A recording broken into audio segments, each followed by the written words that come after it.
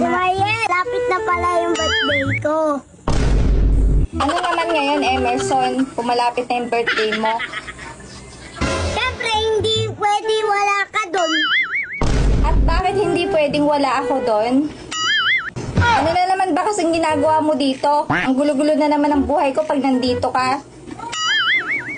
Alam mo, Ate Mayen, sinadya yun para ayusin ko. Balik tayo sa birthday ko, Ate Mayen. Bakit hindi ba matutuloy ang birthday mo pag wala ako, ha, Emerson? Si Ate Mayen naman, KJ naman. Masaya ako pag wala ka. Sumusobra lang pag nandiyan ka. Talaga lang, ha? Ako, Emerson, baka pagugasin mo lang ako ng plato dun. Gagawin ko ba sa'yo yun kahit magsarong ka pa? Ito pala yung invitation, Ate Mariel. May pa-invitation ka pa, ha? Bongga lang. Siyempre, Ate Mariel, ganyan ka special sa akin. Ako, wala akong katiwa-tiwala sa'yo, Emerson. Baka giniginikan mo na naman ako.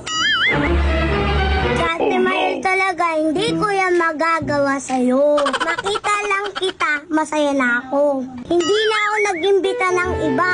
Ikaw lang, sapat na. Di wow.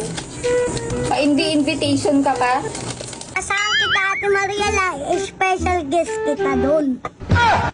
Pa-invitation pang nalalaman. Bongga, pa-invitation pa. Bato. Ang bundle of Coke 1.5. Bilao puto, bilao pansik cake, pizza gift, bolat at branded. Aba, napakatindi pala talaga ng Emerson na ito. Akalain mo, kaya pala ako inimbita? Alang yung bata ito. Gusto talaga Emerson ka?